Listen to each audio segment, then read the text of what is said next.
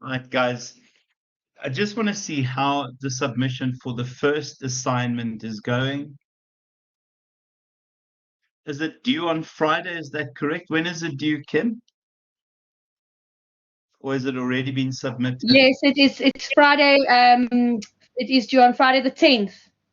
Yeah, Friday. It's Oh my definitely God. due on Friday night. Yeah, yeah, Friday midnight. Guys, how is it going in general? Are there any questions at this stage that we can attend to very briefly around assignment one? Or is it all, yeah, going incredibly well? Word count is killing. It's called brevity and editing, Lennon. Again, yeah, submit the complaint somewhere. Okay, yeah, the word count is a tough one, guys. The word count is a tough one. Um, oh my word, you're on your third version already. Oh, shucks, boy. Yeah, again, I don't know what to say. Just remember, the truth is, I allow 10% over or short, guys. So you can work on about 10%. Are you guys happy with that, Kim? The 10% over? That's exactly what I've Are told you my get, students as well. Exactly what I've told yeah, mine. perfect. Alethea, I think you get unlimited attempts as long as they upload it before midnight. We obviously will mark the very last submission. Yeah, we will mark the very, very last submission. I don't know if that's what you mean by how many attempts. Yeah, you can just keep cutting back. Yeah. Can I also just say, guys, for my students, and I think this is for everyone, I don't care too much about the percentage on safe assign. Safe assign is not an accurate assessment of plagiarism. For me, as long as you've not done anything silly, I don't care about that 25%. 25% is a guideline. The truth is that it's not an accurate, sharp enough measure to say 25%. So please make sure that you don't worry about the 25% guideline. The only time you worry is if you've done something silly, like used a paraphrasing tool or cheated or did silly things. Otherwise, I don't care about the 25%. Kim, do you feel the same way? Yes, 100%, Henny. As well, I always tell the students it's really, so some of the students can have 1% plagiarism, and that's an assignment that we're going to go and query. Some of them have 80% safer science score, but there's nothing that has been plagiarized. So we really, Yeah. I always tell the students we Yeah. really have a special knack to see when an assignment, it's like we see it straight away, whatever. I don't even look at the safer science percentage, to be quite honest. Neither do I.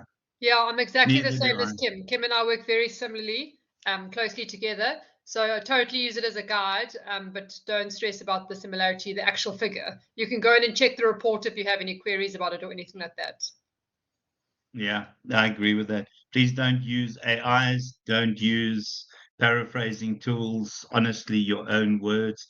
I really don't want to be dealing with this kind of thing, guys. Remember, there's been an update in the policy, and now it's referred to as cheating. So you go immediately to disciplinary action if we suspect that you've used AI or any form of paraphrasing tool. It's your own language. And remember, if we allow people to get away with any form of the kind of AI nonsense that we've seen happen, it reduces the value of your qualification, it reduces the integrity of your qualification, and immediately the yeah, the stories will get out there about Varsity College allowing this nonsense, and it means that it devalues your qualification. So please remember, none of that silliness. I think, yeah, Kim and Em would have also said this a couple of times, and I think my students also are aware that yeah, we're going to do this properly and fairly. Okay, enough of the bad stuff, guys. Let me now be nice. Oh, a lovely picture of Spur. A lot to read around. I see that Gaston said Spur is for children. I don't know why that is important in your life, Gaston. Is that mental age, or do you have children? Sorry, guys, I'm generally rude to my students. Right, guys, just to quickly look at what I've done this time. And yes, it is a little bit overboard in terms of the guidelines. And remember, what happens on this group stays on this group. And I don't really care what other lecturers do. This is our approach. Right, so I will share this with you. Again, my slides are there. I'm not going to isolate the slides for you. You have access to my slides.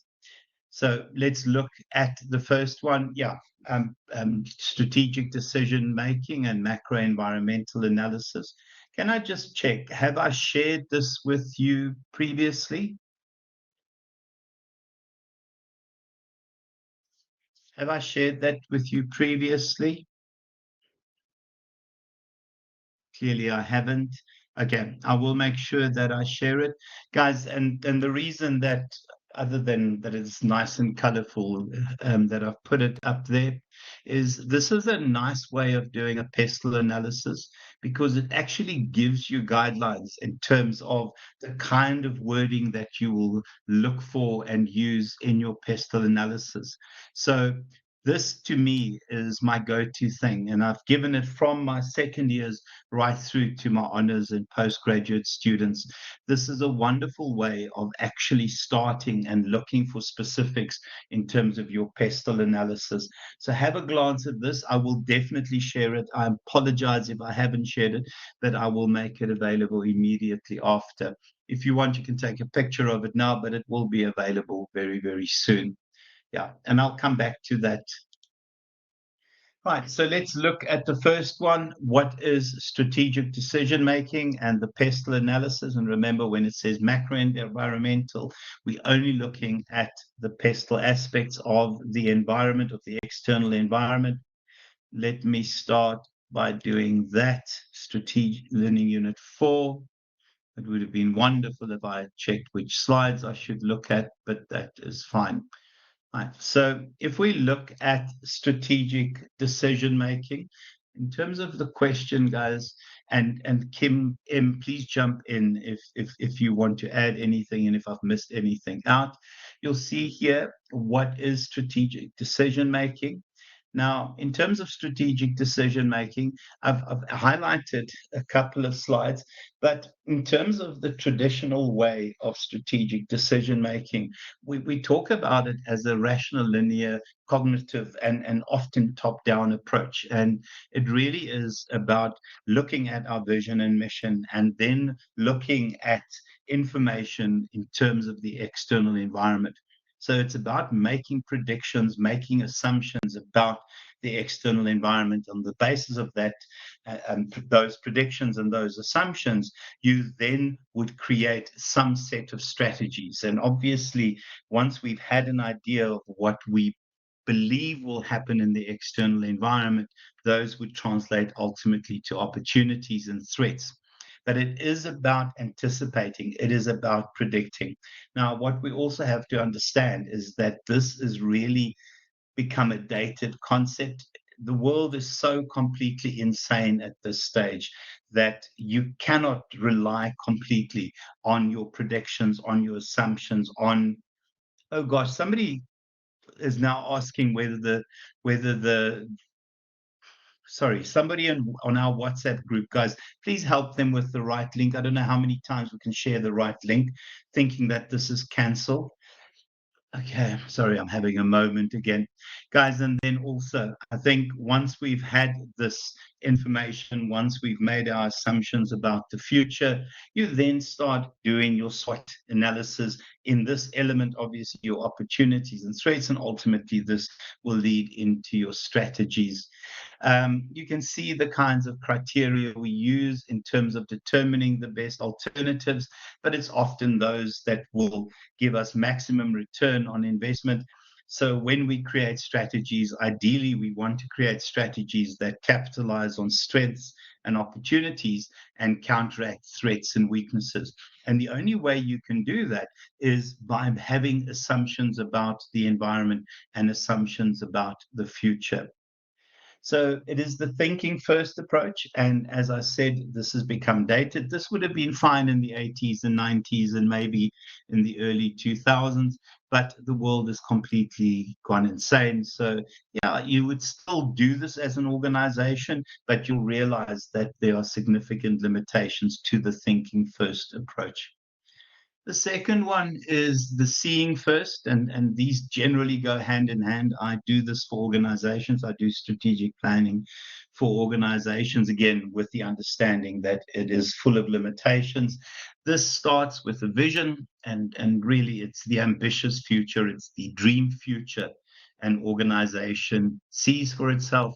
And in terms of that, we will again start with our assumptions and see what we need to do in terms of strategies and options to take us to our mission, our vision. My apologies. Yeah, I think other options is to realize that we, in particular, in companies that act as pathfinders. And when I think of pathfinder companies, these are companies that enter new territory where there are no best practices available. So imagine you're Google in 1996 and you've just launched your search engine. There were no other search engines to look at that stage. So immediately you're at a disadvantage. You essentially create best practices as you work through the organization. So the truth is, when you are these pathfinder organizations, and remember, guys, I can't remember if it was this course we do it in or in the second semester, but part of this is going into those sort of blue ocean type territories where you're the first organization to arrive in an industry. Those organizations essentially is to learn as they go along. They create the best practices because there are no best practices available. So in terms of Spotify, when Spotify started, in terms of obviously Google is the one that I like using because there was nothing similar to Google when they arrived. And all of a sudden, they had to create best practices. And that included creating the ideal culture, creating the ideal structure, creating the ideal systems and procedures. Zuido is stuck. Guys, why is Zuido stuck? Can somebody please help Zuido on our group? I'm pretty sure this was the same issue last time. Oh boy, I'm giving my age. I was already old in 1996, Armand. So I was already ancient in 1996. So you must know how over the hill I am now. But guys, any other companies that you can think of that would, as they create the organization, would have to create their own best practices? Similar examples? Uber, Airbnb, wonderful. What's Coinbase, Hendrik? Coinbase. Okay, sorry, I know what Coinbase is.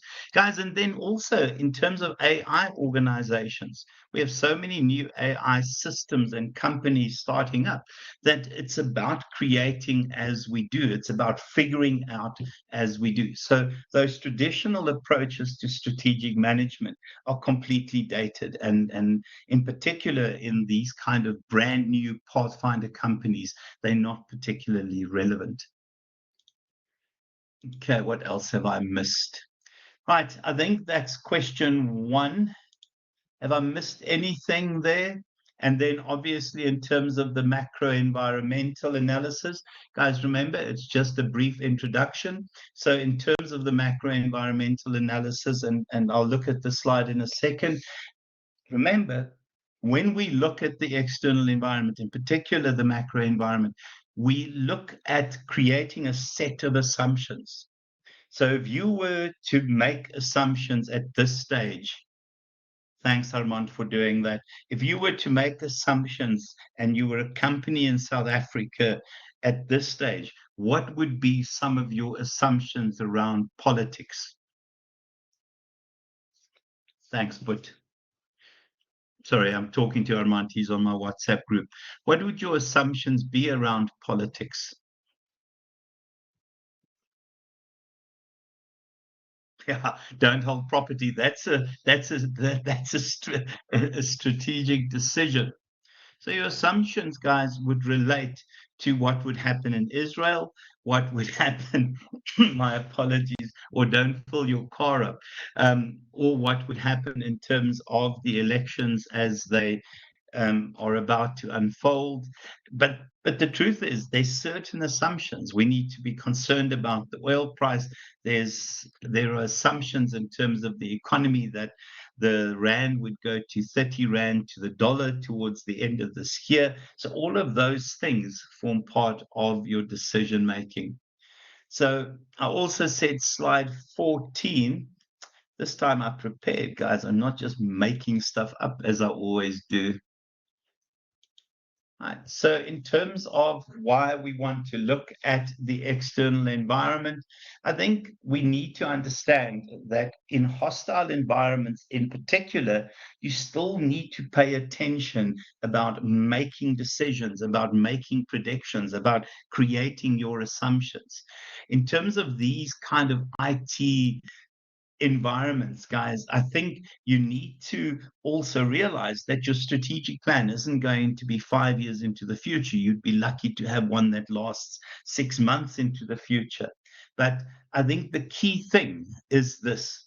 I think sometimes organizations do not have the resources to cope with the environment, and then you need to pay particular attention to your assumptions and your predictions about the external environment.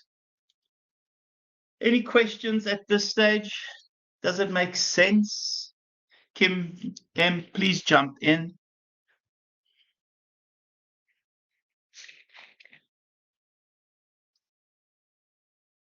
All good, all spot on. Nothing to Okay, add. thank you. Okay, right. Any questions from the group? You guys okay? Right. So the second one, we look at the characteristics. Again, this is the one that concerns me a bit, and I don't know, Kim and Em, when you guys have looked at. The word count is going to be very, very tough again here. The word count is going to be tough.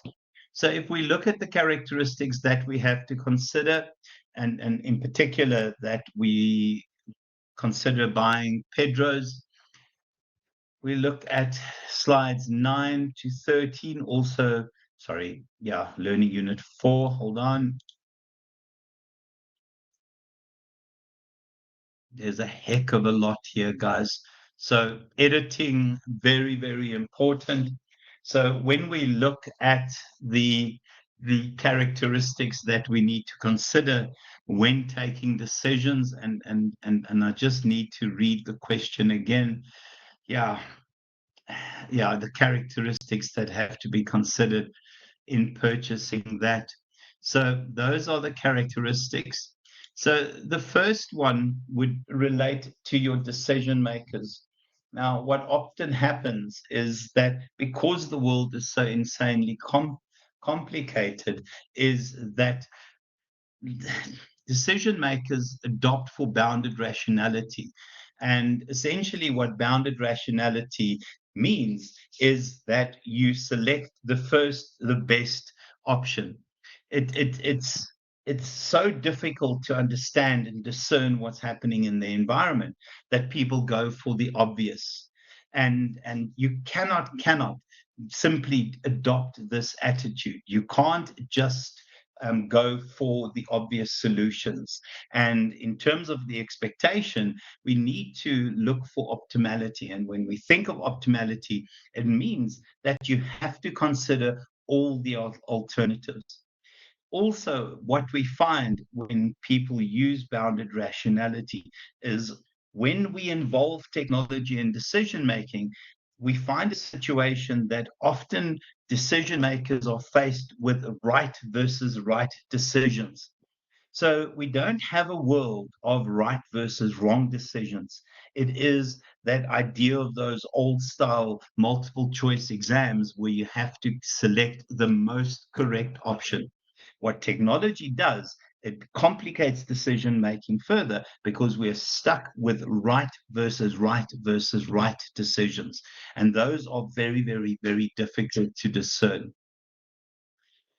So in terms of the other characteristics, in terms of decision makers, I think we need to know that politics and power play a role.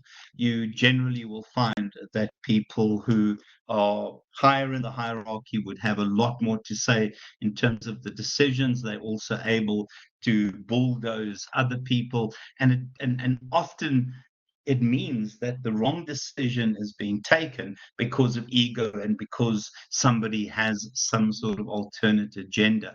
And the idea of politics and decision making and bulldozing is part of this process. And there has to be an awareness that this happens in terms of organizations. Guys, and then the characteristics of the decision, you can see there, often complex and highly important decisions. I think that's when you need to spend time and you need a more rational approach, where you need to optimize, where you need optimality in terms of your decision making. Again, we will see that power bases will influence, and obviously parochial decision making may take place. Levels of uncertainty, again, we know that the greater the level of uncertainty, the more difficult it is to arrive at solutions. So it is about optimality. It's about holding the decision up to the light. It is about making sure that we play off all pros and cons. Again, remember, with technology, we get these right versus right decisions. Yeah, and then the importance of the decision. I think if it's a strategic decision that could potentially make or break the company, then you need to have all the information available and you need to involve managers affected by the decision. And then the headachy one. The bigger the time pressure, the more likely it is that you are not going to take an optimal decision. Oh, that's fantastic, Em. I didn't even realize. Can somebody take a picture of the diagram and upload that, please? Hi, Henny. This exact topic, there's a very nice diagram in the textbook that explains it in like 4 quadrants, and it's very easy to explain with the diagram in front. So I would suggest just adding the diagram to it. I'll Like look at talks the about power, diagram talks now. about Can somebody politics, yeah. quickly, thank you. Can somebody quickly take a pic for me, guys, so that I can just grab it off WhatsApp, somebody in my group? Oh gosh. Okay. And then obviously the characteristics of the organization, again, from a culture perspective, depending on where the power sits, depending on the type of structure, whether everything is vested at the top, certain decisions would be taken, and you wouldn't always involve those people that have all the knowledge. Okay, guys, maybe I didn't explain that well enough. Let me see what the diagram has. Page number there, please. I don't know where my textbook is. Sorry, I'm just looking at my slides and then I'll send you a photograph now. I'm just looking at my slides. Oh, perfect. Thank you.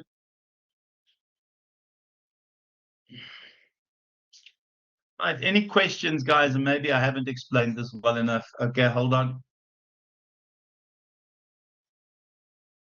Let me see where my phone is as well. Sorry, guys.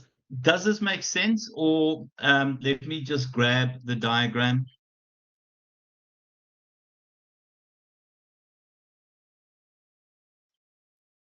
Guys, what page number is this? Guys, who has their textbook nearby? Sorry, it's just me. I'm looking at my slides as well. I'm just trying to see what slides it is, but I have definitely used a diagram for this. Okay. So just keep going and I'll post if you don't mind. Yeah. Okay. I'll post it as soon as I come get back it. to this, guys. I'll come back to this. Okay. Right. Let's look at question 3. So, in terms of the competitive intelligence cycle, hi Siddiqui, how are you? We're looking at Learning Unit 4, slides 21 to 23.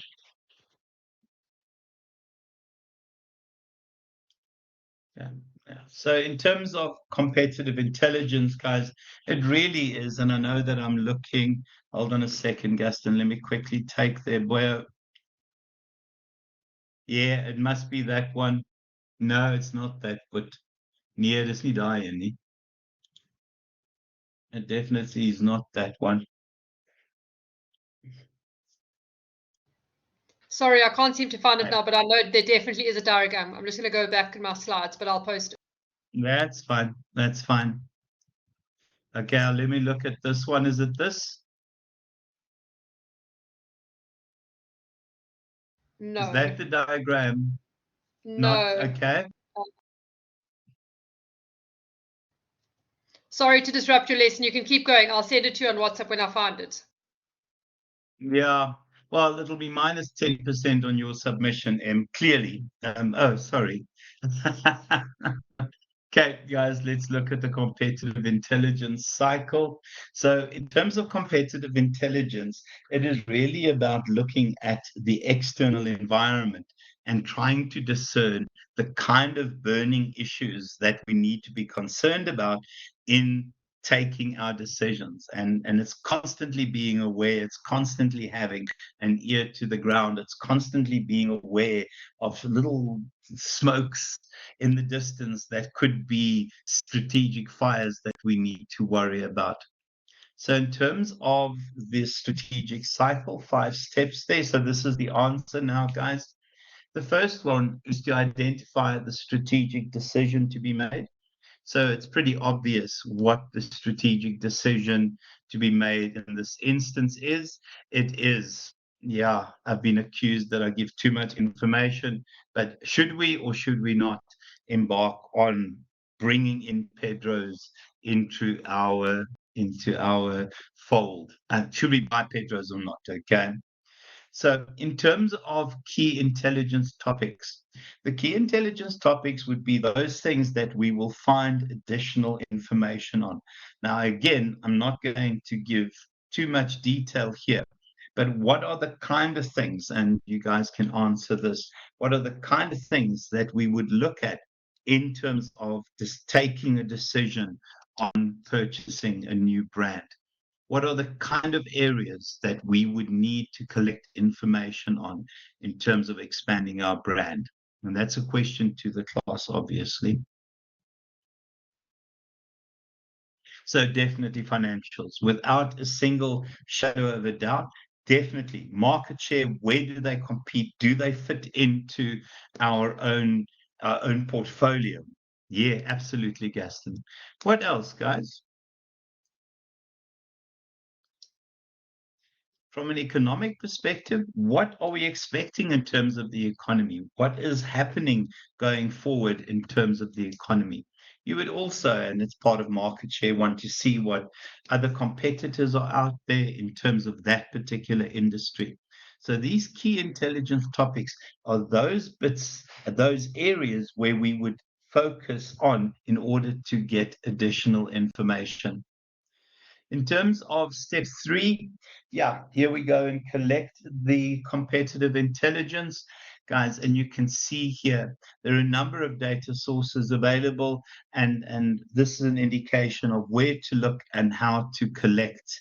So in terms of this, guys, oh my gosh, there you go. You can see primary information. There are a range of places that you can get the information from. Yeah, observation of competitors' facilities and operations. It's more in terms of manufacturing, and all of a sudden there's an expansion in the factory. I do see, though, that competitors and people are starting to use drone technology in terms of this kind of observation. It's where people fly drones across, yeah, certain factories if there's all of a sudden an expansion, and it's logical that drones would have been started using. What is reverse engineering, guys? Who knows what reverse engineering is? What's reverse engineering? I can promise you, the moment the new Apple, whatever, 15, I don't know if it's 15 or 16, landed, Yes, exactly, Hendrik. Spot on. What would have happened is somebody from Samsung would have gone and bought themselves an Apple so that they can break it down to its component parts. Apple will do the same thing when the new Samsung launches. You take it and you break it down to its smallest component parts. And that's why what companies in that kind of industry do is they add in protections and layers of software that makes that coding very, very difficult to break. But it is about taking something apart to see how it works and to understand and to see where it's better or worse. Can I also just say, guys, I know that in the past, car companies used to do that as well. I'm particularly aware that Toyota back in the 90s went and bought Hyundais because they couldn't understand why Hyundais were so cheap, so efficient, and well put together. And the answer was they were being built in Botswana. Guys, in terms of mystery shopping, yeah, mystery shopping as the term implies, it is going into a competitor store and seeing prices and the way it's laid out and what specials there are, etc. Publicly available information, people like to brag about what is next, and it's always there. And then, yeah, go to patent offices to see what's been registered, what new technologies have been registered. Yeah, well, I see that there's an Apple flip on its way, Armand. Hold on. Apple flip phone. Yeah, I see that it is on its way. Hold on a second. Yeah, I saw this yesterday. I'm not an Apple person, I'm a Samsung person, but there it is. Yeah.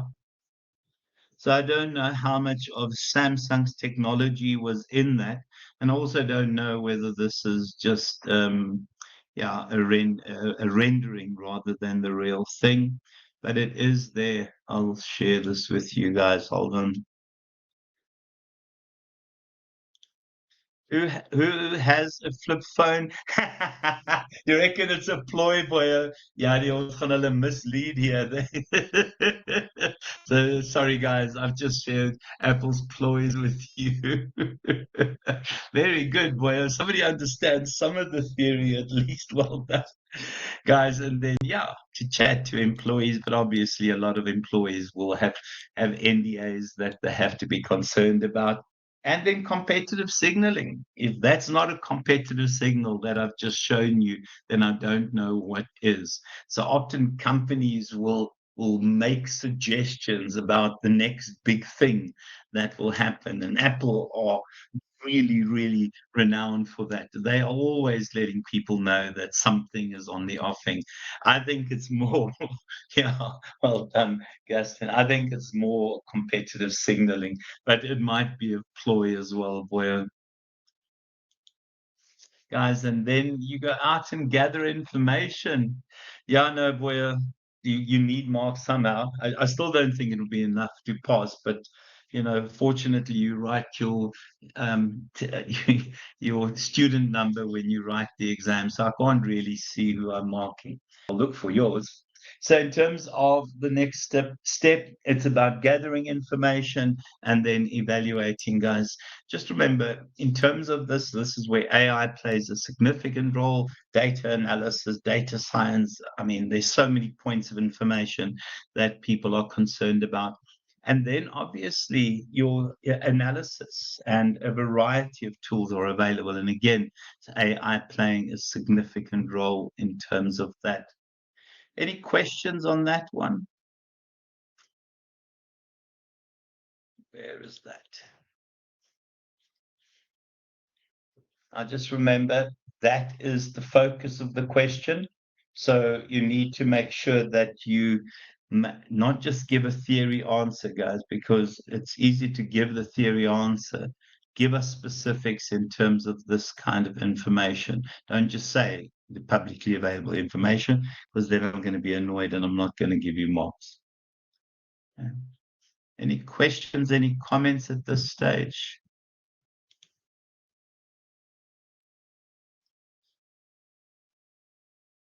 Can I move on to the next question? Okay, perfect. Thanks so much. Right. And then to do,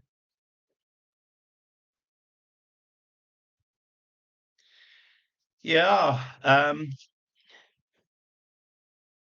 in terms of artificial intelligence, what, I don't know, Nipo, if your question is for me to elaborate on it.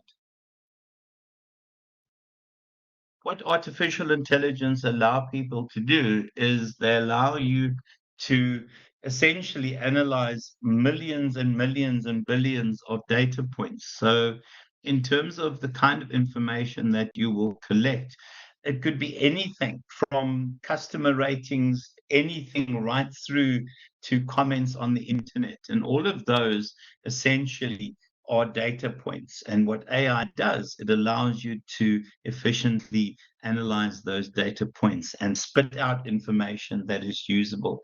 Ipo, I don't know if I've answered that question. Yeah, and then the market research, I think there is a clear dividing line between industrial espionage and market research. And I don't know what that dividing line is, but I think industrial espionage is where ethically we have issues that need to be considered and legally. But I think if information is available, it's not going to be considered espionage. And I know that that's not a great answer, but I think market research doesn't go across the line in terms of ethics. Right, guys, and then in terms of that, do a PESTLE analysis. I've given the slides, but yeah, and I'll show you the slides. So this is Learning Unit 5 now.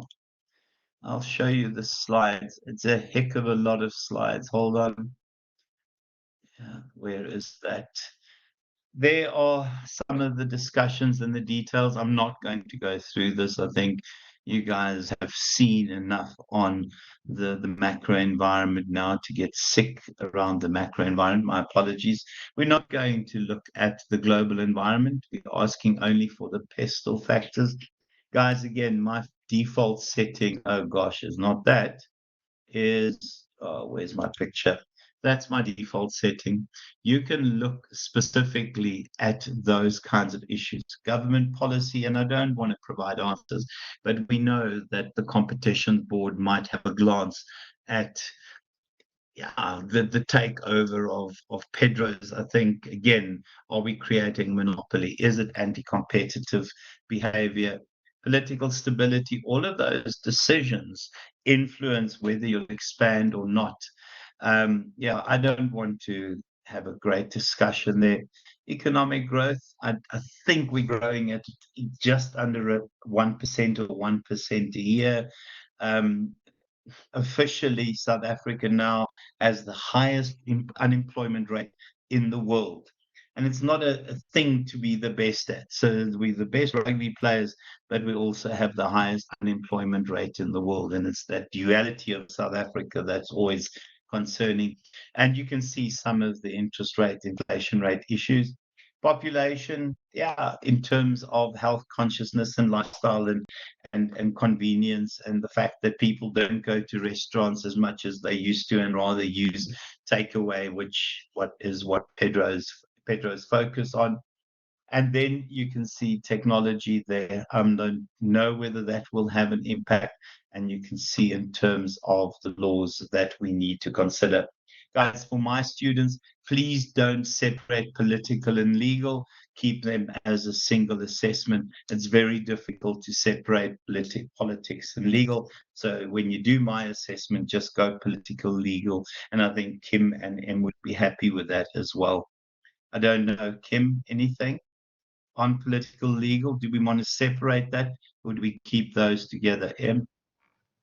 No, I'm happy with that as well, Henny. You've done a great job. Yeah, you've done a great job. Okay. Thank you. Okay, so that's easy enough, guys. And then, yeah, why should we analyze the macro environment? So if we do here, hold on a second, slide 25 and 31, and I'm not sure whether these slides are perfect, but have a glance at this. Yeah, so I think the reason we analyzed, and there's not a lot of information, so please look at 163, 5.4. I don't have my textbook nearby. Just have a glance at what is there. I think in terms of the PESTLE approach is that it gives us two key elements as part of our SWOT. And when we create strategies, and I did say this earlier, you create strategies that capitalize on opportunities and counteract threats. So the truth is it's a key component in terms of creating strategies, but it's also a key component in terms of understanding what to anticipate and how to perfectly position the organization for the future. And then the other one that I've put in there is slide 31.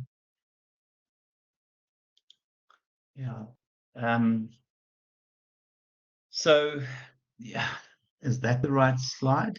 Gosh, I think I've got the wrong indication. Yeah, sorry, slide 30. Sorry, there's a mistake here. Hold on. Gosh, I don't think this is going to help. I don't think it's going to help, guys. It's slide 30. I will update that. My apologies. There's a bit of a wobble there. So you can also look at what the benefits are, and it's really just a summary of what we said. It's anticipating those changes. It's understanding the sort of realities of the world that we operate within.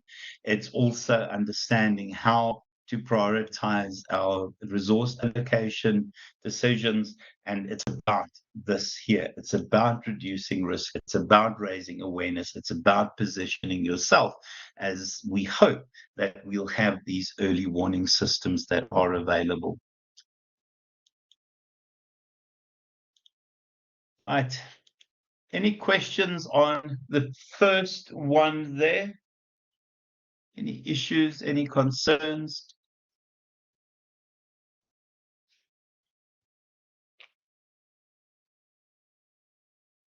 Everyone okay with that?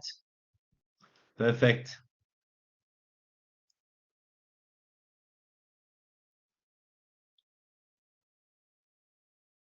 Yeah, I'm not going through that, guys. You can see where the allocation is there. Right, and then here, yeah, strategic decisions and not to lose out on fleeting opportunities. Yeah, in a report to Spur, time pressure as a consultant exposed to several risks.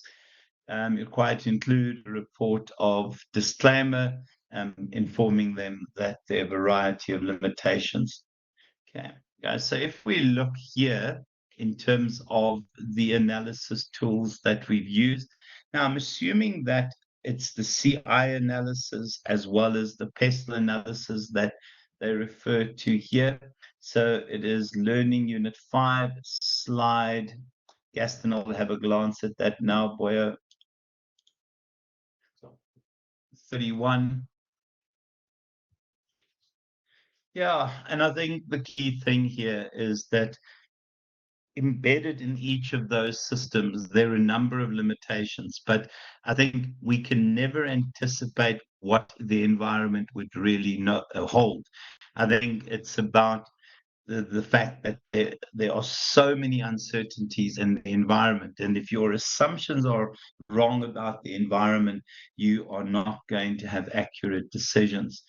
I don't have much more in my slides on this, so I am going to ask that you guys please have a glance at doing additional research. I don't know.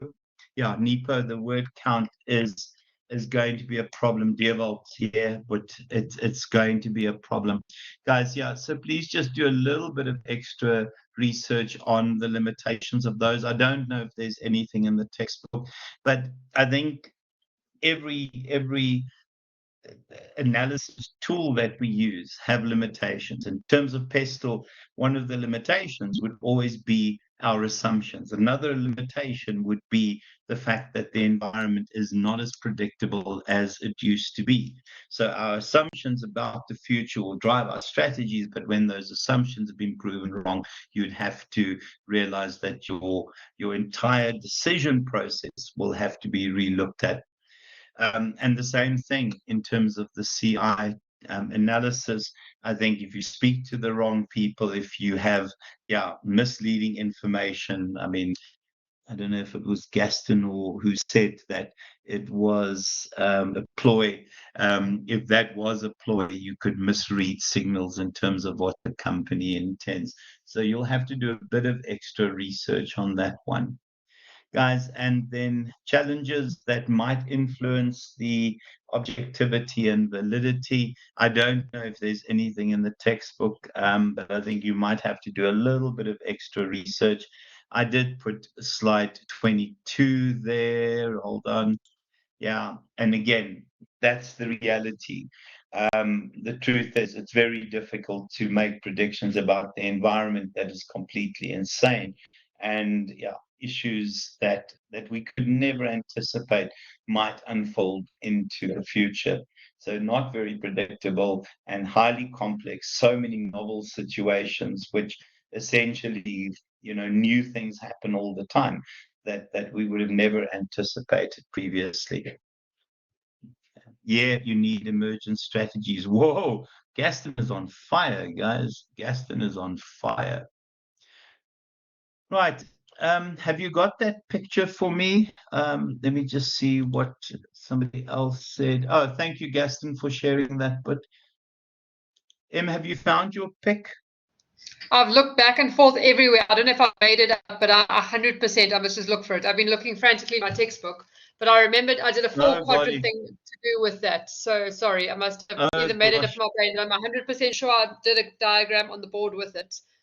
When I figure it out, I'll send it to you. If you can send it to us, I'll share it, and I'll try and do a quick recording that I can share again. Or if you want to do a recording and share it, that would be great, if you don't mind. Yeah, no, I'll definitely do a recording, guys, if I find it and figure it out. But I'm sure I did something in the board in class. Yeah. Okay, guys, any questions, any comments, any concerns? Yeah, the word count is a real concern. This is, it's called brevity in editing, guys. Yes, of course, I'll share the slides, Sandra. I think I've already shared the full set of slides, but I'll share these again, Sandra. Okay, Gaston's found something else. Is it this here? No, but it's not irony. No, it's not there, but... No, it's not that. It was a four-quadrant like that, but it's definitely not that. Yeah, it's definitely not that. Yeah. I think Gaston's just opening pages to take pictures to see that his new Samsung works. Okay, guys, any questions, any comments, any concerns? Well, you get picked on so much. Okay. Guys, if there are no questions, Em, do you want to add anything? Kim, do you want to add anything?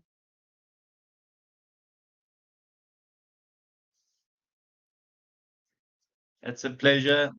Kim, anything? Sorry, Emily, anything from your side?